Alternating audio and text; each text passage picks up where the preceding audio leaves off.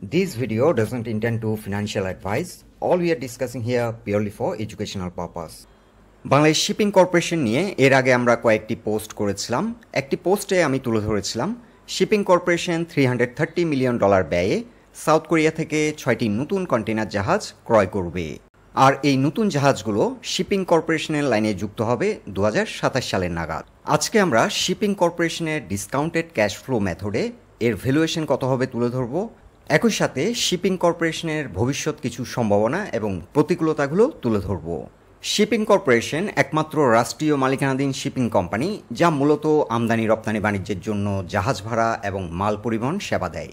এটি দেশের সমুদ্র বাণিজ্যের একটি গুরুত্বপূর্ণ স্তম্ভ, বিশেষ করে জ্বালানি তেল, পণ্য সামগ্রী এবং কন্টেইনার পরিবহনে।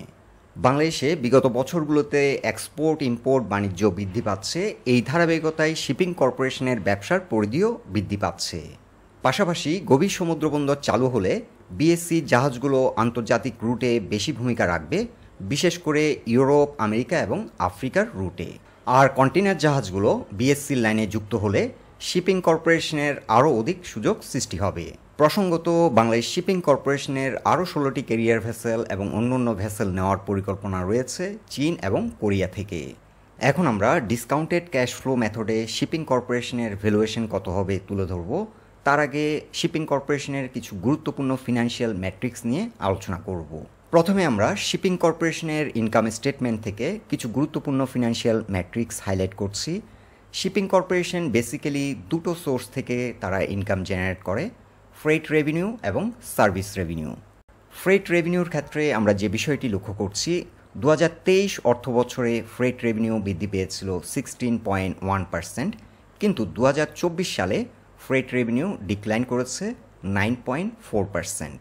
পক্ষান্তরে সার্ভিস রেভিনিউর ক্ষেত্রে যে বিষয়টি আমরা লক্ষ্য করছি, 2023 সালে সার্ভিস রেভিনিউ বৃদ্ধি পেয়েছিল 7.5% আর 2024 সালে বৃদ্ধি পেয়েছে 16%।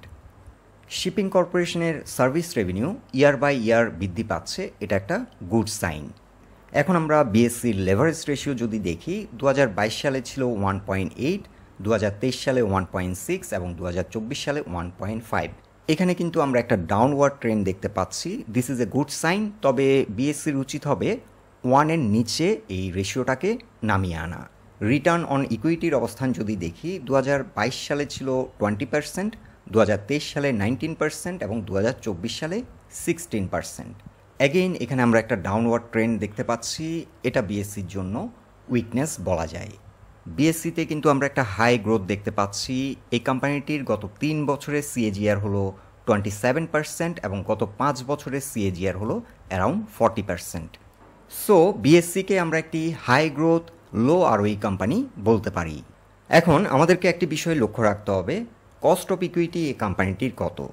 যদি কোনো কোম্পানির কস্ট অফ ইকুইটি তার আরওই থেকে বেশি হয়, তাহলে ওই কোম্পানিটি লং রান সাস্টেইন করবে না। আরওই যদি ইকুয়াল হয় কস্ট অফ ইকুইটির, তাহলে ধরে নিতে হবে এন্ড অফ দ্য ইয়ার এই কোম্পানিটি কোনো ভ্যালু ক্রিয়েট করছে না।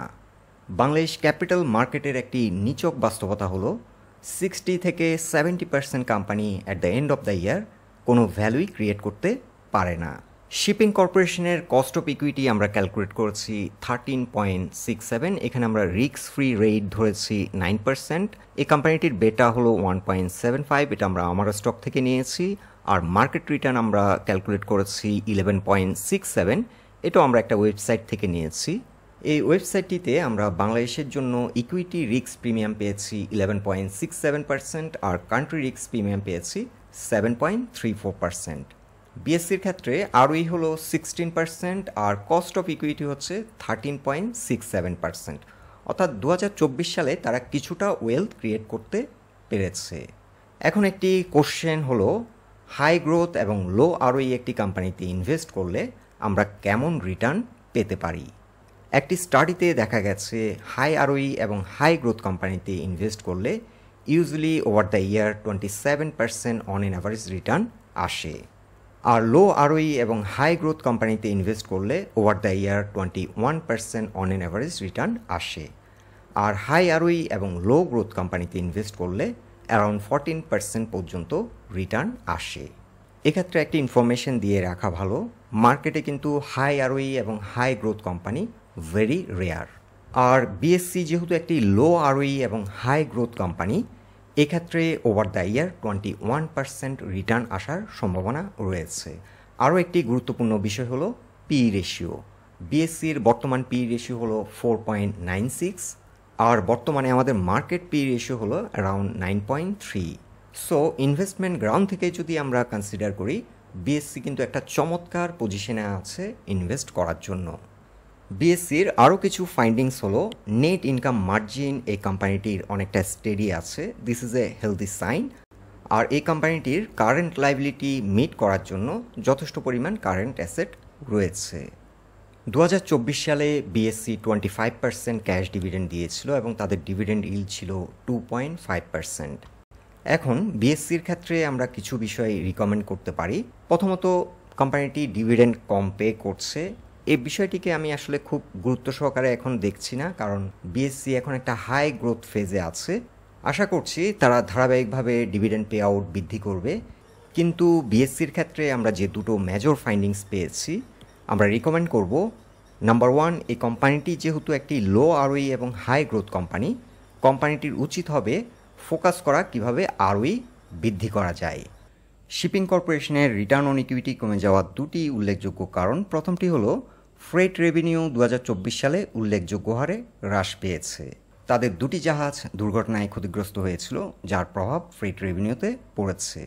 দ্বিতীয়ত, বিএসসির interest on Chinese concessional loan 2024 সালে উল্লেখযোগ্য হারে বৃদ্ধি পেয়েছে, প্রায় 27 কোটি 86 লাখ টাকা বৃদ্ধি পেয়েছে।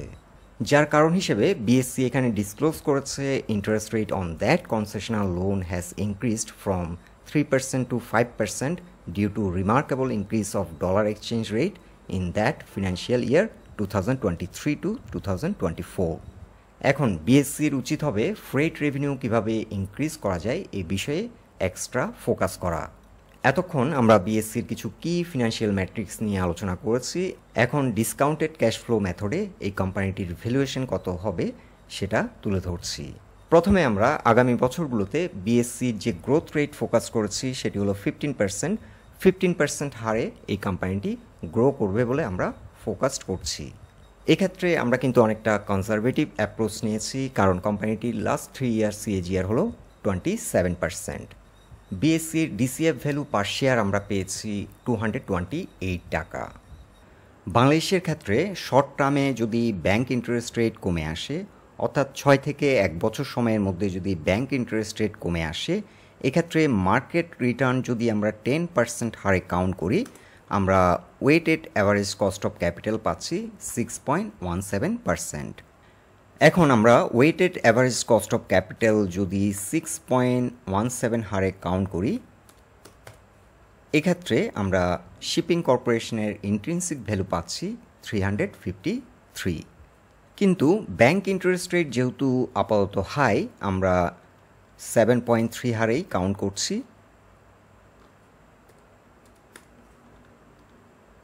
সো আমাদের ডিসিএফ ভ্যালু পার শেয়ার 228, আমরা একটা রেঞ্জ দিয়েছি 220 থেকে 250। আর বিএসসি তার ইন্ট্রিনসিক প্রাইস থেকে মার্কেটে 60% আন্ডার রেটে অবস্থান করছে। সো যারা যারা বিএসসিতে লং টার্মে ডলার কস্ট অ্যাভারেজের মাধ্যমে ইনভেস্ট করতে ইন্টারেস্টেড, এই স্টকটি চাইলে 150 পর্যন্ত ইনভেস্ট করা যেতে পারে। আর year on year return expect করা যায় 20 থেকে 25%। বন্ধুরা, শিপিং কর্পোরেশন নিয়ে এটাই ছিল আমাদের আজকের আলোচনাটি যদি আপনাদের ভালো লেগে থাকে অবশ্যই পোস্টটিকে লাইক দিন, আর আমাদের সাথে থাকার জন্য আপনাদের অসংখ্য ধন্যবাদ।